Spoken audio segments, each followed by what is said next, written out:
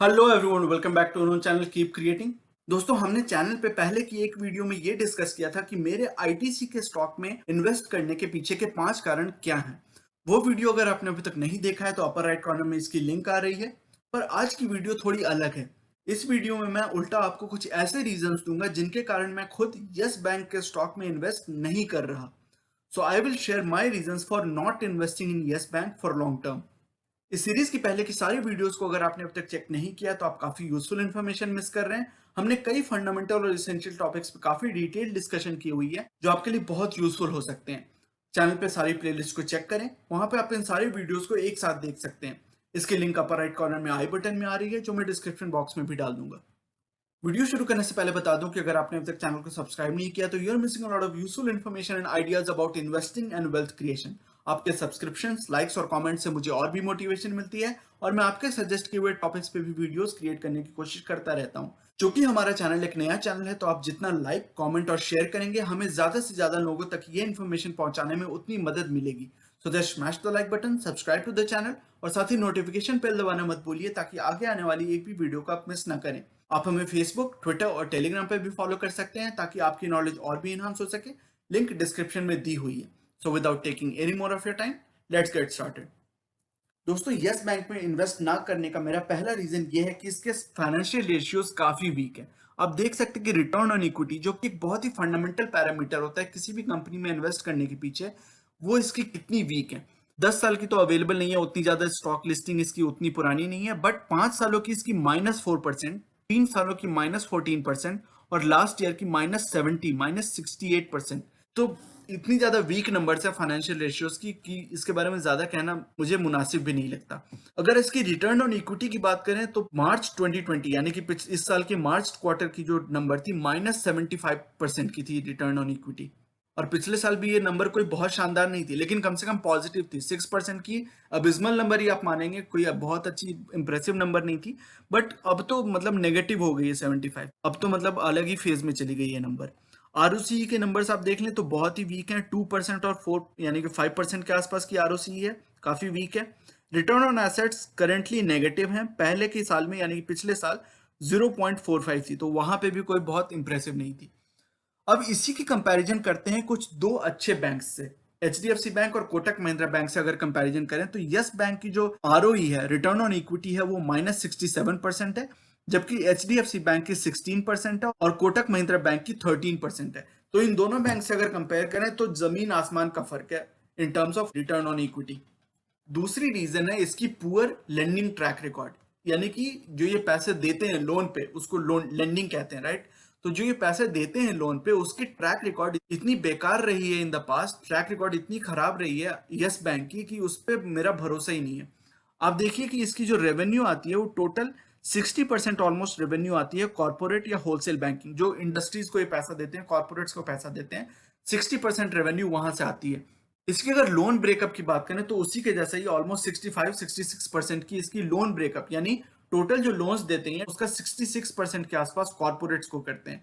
और जो इसकी नेट एनपीएज है उसकी भी ब्रेकअप आप देख लें तो 62% की नेट एनपीए इनकी इंडस्ट्री से आई हुई है। तो ये बहुत ही कॉर्पोरेट फोकस्ड बैंक है। ज्यादातर ये जो लोन्स देता है ये रिटेल लोन्स नहीं देता, जैसे हम कुछ बैंक्स की बात करते हैं वो रिटेल फोकस्ड उनकी बिजनेस होती है।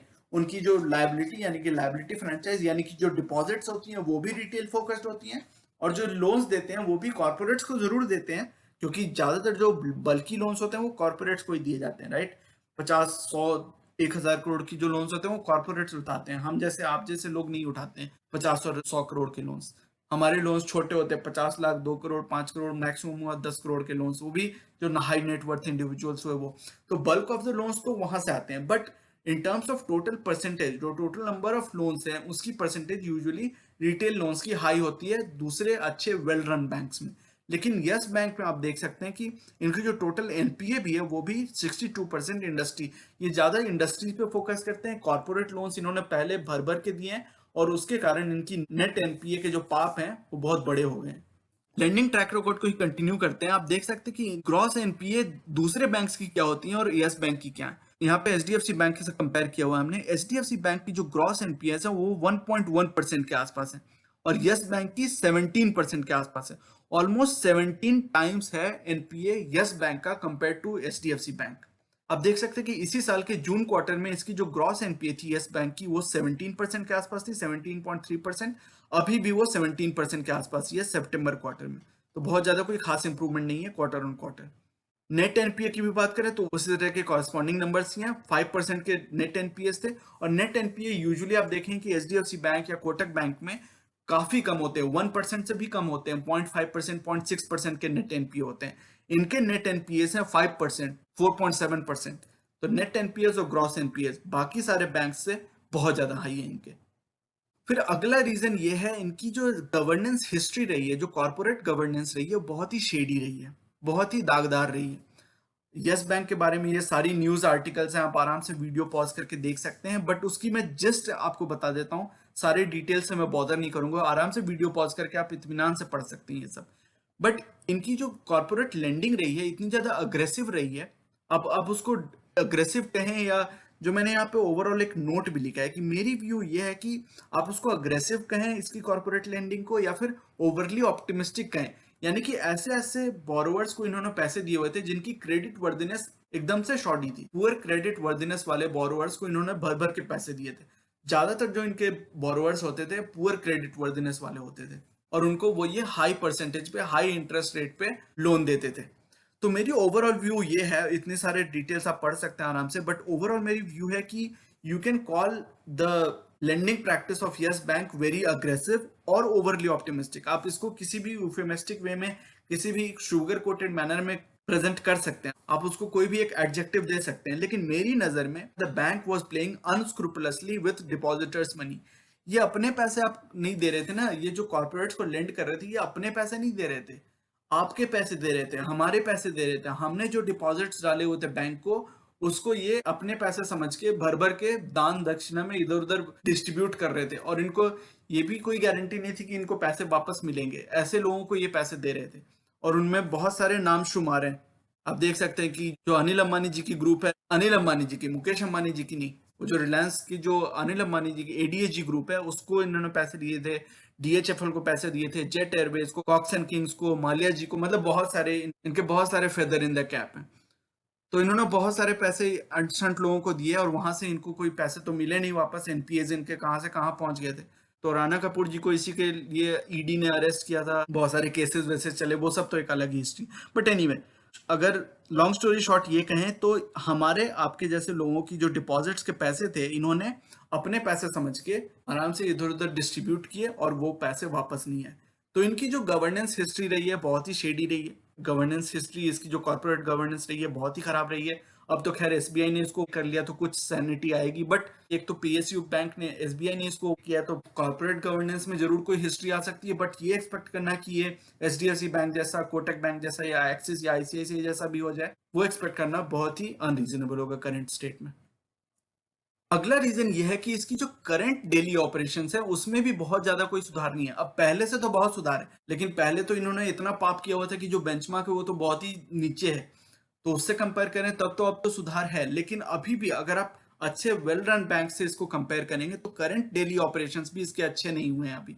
तो इसलिए मुझे लगता है कि करंट स्टेट में भी this is not a good investment option for retail investors.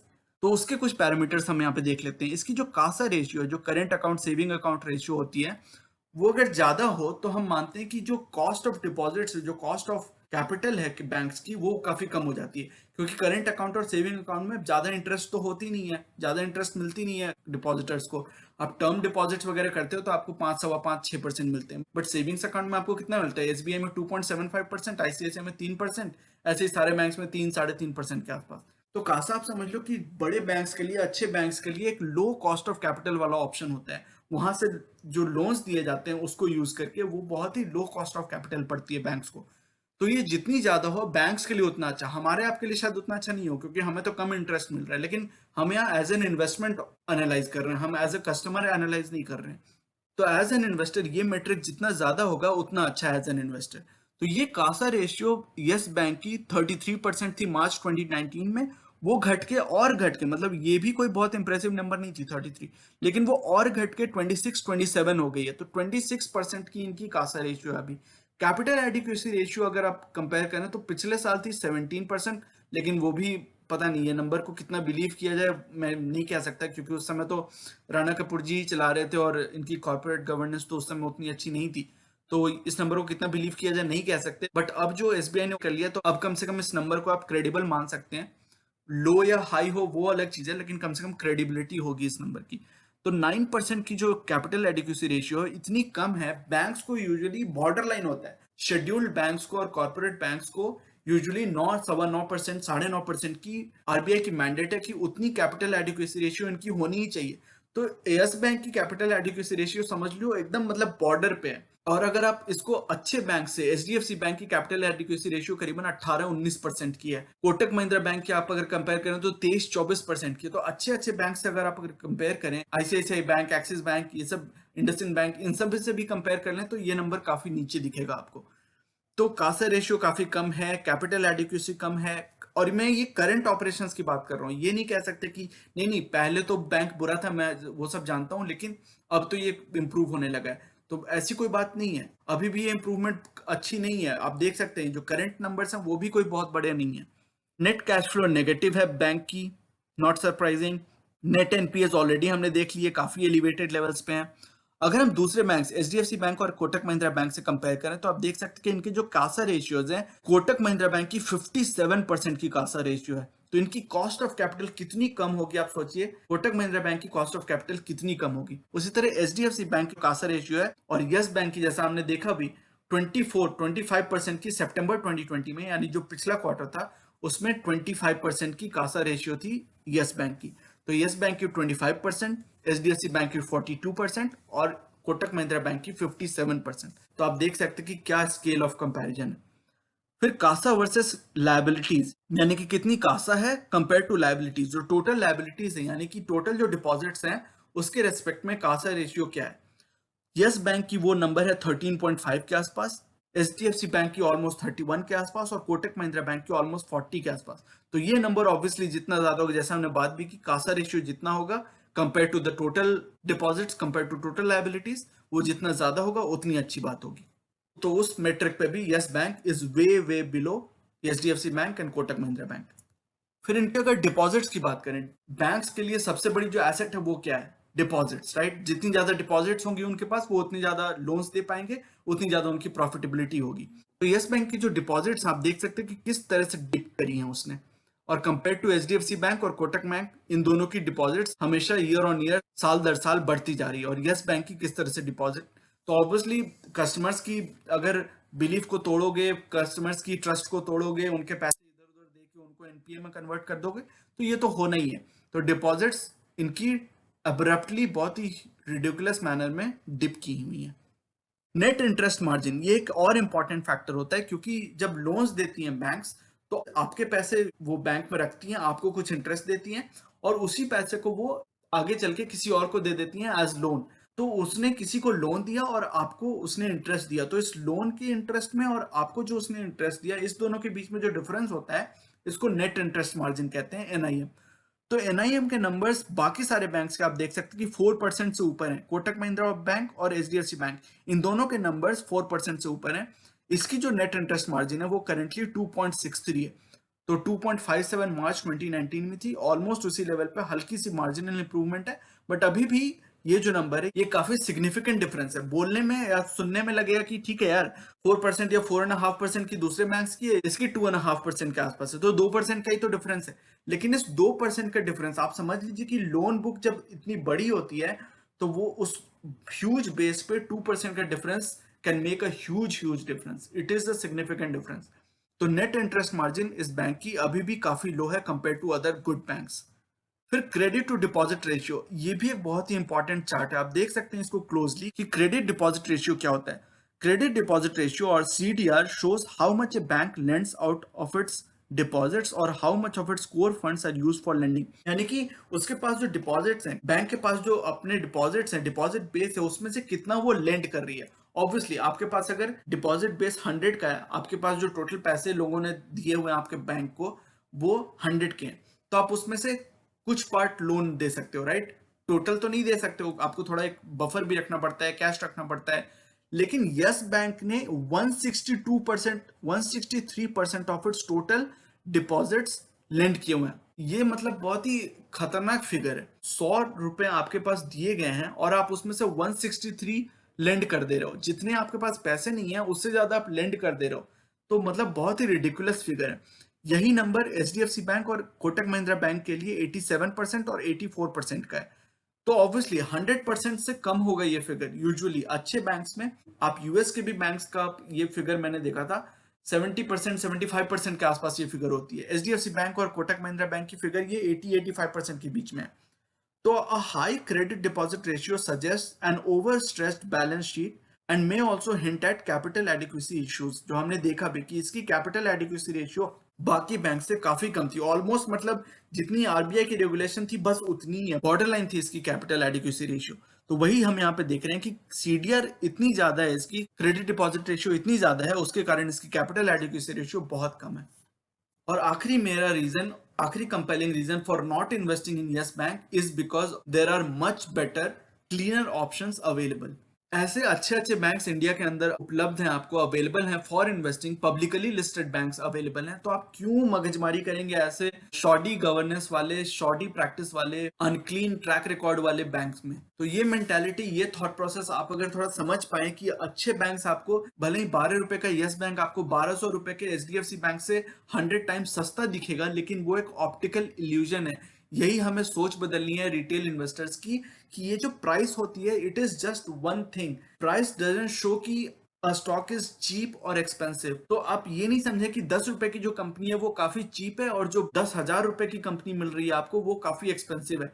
ऐसा नहीं है। 10,000 रुपए की कंपनी भी आपको काफी चीप वैल्यूएशन लग सकती है अगर आप उसमें ग्रोथ देखते हो। अगर वो 10,000 की कंपनी आगे चल के 1 लाख की कंपनी हो जाएगी, 10 टाइम्स बढ़ जाएगी with in 10 years, 15 years, 20 years, so that company will prove to be much cheaper in the long run than a company which becomes 12 from 10 in 10 years. तो उसमें आपने जो कैपिटल अप्रिसिएशन किया it is much less than a good bank. आप HDFC bank या ICICI bank, Axis bank, Kotak Mahindra bank, इन सारे में जब आप ऑप्शंस अवेलेबल हैं आपके पास, उन सभी के काफी सारे नंबर्स हमने कंपेयर भी किए। मुझे नाम ज्यादा बताने की जरूरत भी नहीं है, ऑलरेडी हमने उनके नाम डिस्कस किए कि कौन कौन से अच्छे ऑप्शंस आपके पास अवेलेबल हैं।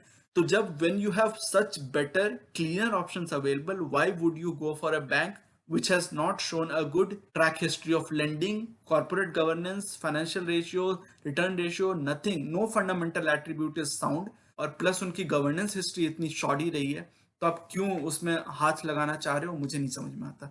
कम से कम मैं तो उसमें इन्वेस्ट नहीं करूंगा। तो मैंने ये रीजंस अपने लिए यहाँ पे डिस्कस किए हैं। आपको अगर इन्वेस्ट करना है तो अगर आप इन रीजन से कॉन्ट्राडिक्ट करते हो, आपकी अगर ओपिनियन अलग है, तो प्लीज कमेंट सेक्शन में अपने थॉट्स और व्यूज मुझे बताएं। हो सकता है इस वीडियो के लिए मुझे बहुत राप्टे पड़ने वाले हैं, हो सकता है बहुत क्रिटिसिज्म हो, लेकिन मैंने अपनी थॉट प्रोसेस, अपने रीजनिंग आपके सामने प्रोड्यूस करने की कोशिश की है, प्रेजेंट करने की कोशिश की है, ताकि हम एक कंस्ट्रक्टिव डिस्कशन कर पाए। अगर कोई ऐसी चीज है जो मैं मिस कर रहा हूं तो please let me know so that I educate my self मोर।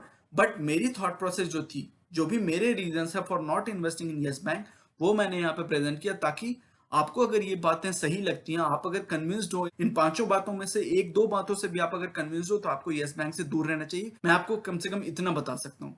हो सकता है आप सारे रीजन से कन्विंस्ड ना हो, लेकिन अगर आप एक दो रीजन से भी कन्विंस्ड हैं तो probably you have much better options elsewhere than investing in Yes Bank. आपको यस बैंक छोड़ के कहीं और देखना चाहिए। बहुत अच्छे अच्छे ऑप्शंस अवेलेबल हैं। कुछ नामों की चर्चा तो एक्सप्लिसिटली हमने इस वीडियो में कर ली है, लेकिन don't treat them as recommendations, only take them as suggestions and then you can analyse. आप तब विचार कर सकते हैं कि उन सजेशंस को आप क्या बेहतर पाते हैं यस बैंक से, और अपनी थॉट प्रोसेस के अकॉर्डिंगली फिर आप इन्वेस्ट करने की डिसीजन ले सकते हो। यहाँ पे वॉरेन बफे के दो कोट्स हैं जो बहुत अच्छे कोट्स मुझे लगते हैं, बहुत ही पावरफुल कोट्स हैं। तो आप वीडियो पॉज करके आराम से इनको पढ़ सकते हैं। बट इन दोनों कोट्स का यही कहना है, यही इनका मतलब है कि you do not need to invest in everything. You can be specific, you can actually afford to miss a few good bets, लेकिन ऐसी चीजें जिनमें आपको कोई भी शक हो, कोई भी आपको दुविधा हो कि नहीं यार ये मुझे पूरा जच नहीं रहा, उन चीजों से आप अगर आप अपने आप को दूर रख सकते हो तो 50% प्रॉब्लम तो आपकी वहीं पे सॉल्व हो गई। If you know what to avoid, you have won 50% of the battle. तो 50% काम तो आप तभी कर लेते हो जब आप ये समझ जाते हो कि किन किन चीजों से आपको दूर रहना चाहिए, और वो आप जब समझ गए तो आप कहाँ कहाँ पे इन्वेस्ट कर सकते हो वो आप उसके बाद समझ सकते हो। तो आई होप कि ये सारी डिस्कशन, ये सारी जो हमने यहाँ पे कुछ पॉइंट्स डिस्कस की, ये आपको किसी ना किसी तरीके से आपके थॉट प्रोसेस को बिल्ड करने में, इवॉल्व करने में, इंप्रूव करने में मदद करेंगे। और अगर आपके कोई थॉट, व्यूज या क्वेश्चंस है तो प्लीज कमेंट सेक्शन में उनको डालें। I look forward to having your thoughts and questions in the comment section. So दोस्तों, ये था आज का वीडियो। ये सेइंग जो कि है नॉलेज इज पावर सुप्रीम, ये इस चैनल का मिशन है, जो कि है आप तक सही नॉलेज पहुंचाना। आगे आने वाली वीडियोस में हम mutual fund, investing, asset allocation और डायरेक्ट स्टॉक से रिलेटेड कई सारे एनालिसिस करेंगे और बहुत सारे इंटरेस्टिंग टॉपिक्स को डिस्कस करेंगे। So you should definitely subscribe to the channel and remain posted for further updates. अगर आज की वीडियो कंटेंट आपको पसंद आया है तो वीडियो करें लाइक। अगर आपको लगता है कि इस इन्फॉर्मेशन से किसी की मदद हो सकती है तो इसे अपने दोस्तों और फैमिली मेंबर्स के साथ शेयर करें और चैनल को करें सब्सक्राइब। मिलते हैं अपने अगले वीडियो में एक और टॉपिक के डिस्कशन के साथ। तब तक के लिए take care and see you soon. Bye bye.